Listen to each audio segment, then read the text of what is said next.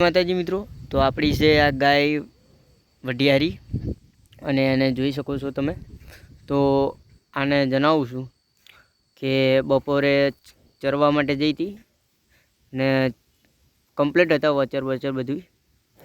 તો આ વાચરમાં દૂધ નથી મિત્રો, એને કોઈ ગાય માર્યું હો તો સોજો આવી ગયો હો।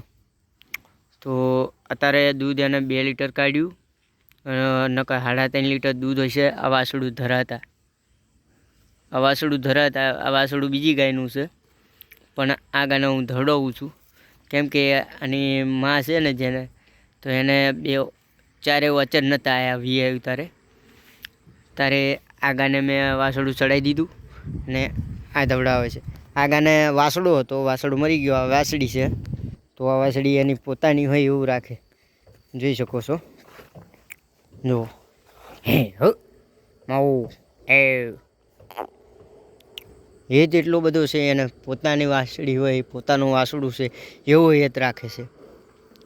અને બીજી બધી ગાયો પણ બેઠી છે, બધી જોઈ શકો છો તમે। જો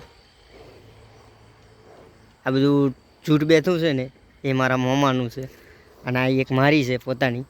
એ બીજી છે તમને હું વિડીયોમાં બતાવું છું, બધી ઘણી બધી બતાવું છું ને, એ બધી પણ ચરવા જાય છે મારી। એ અત્યારે પેલા વાડે છે, તો અત્યારે આ દોઉં છું એટલે હું અહીંયા લાવું છું, અહીંયા હું ગીરવું છું અને દોવા માટે લાવું છું। અને આપા ભેંસો છે મારા મામાની, અને જોઈ શકો છો। અને એમનો ખોરાક પણ આ બધો કટિંગ કરેલું ભરેલું છે, બાજરીના પૂરા છે એવું બધું કટિંગ કરેલું છે। અને પાણીની બધી રીતે વ્યવસ્થા કરીને પછી બધું અહીંયા લાયેલા છે મામા ગાયો, જોઈ શકો છો તમે। આ કુંડી પાણીની, જો આ બધી ગાયો મારા મામાની ઊભી છે। અને આ જે છે એ બધું કટિંગ છે, અને બીજું ઘેર છે અત્યારે હું ભરી લાવ્યો છું એને ભાઈ, એ બતાવી દઉં। પણ અમે દેખાય છે ને એ 20-30 કોથળી છે, એ હું ભરી લાવ્યો છું રાતે નાખવા માટે સવારમાં। અને આ કાબરી ગાય મને તો રેકડા જેવી દેખાય મિત્રો। અને આપણું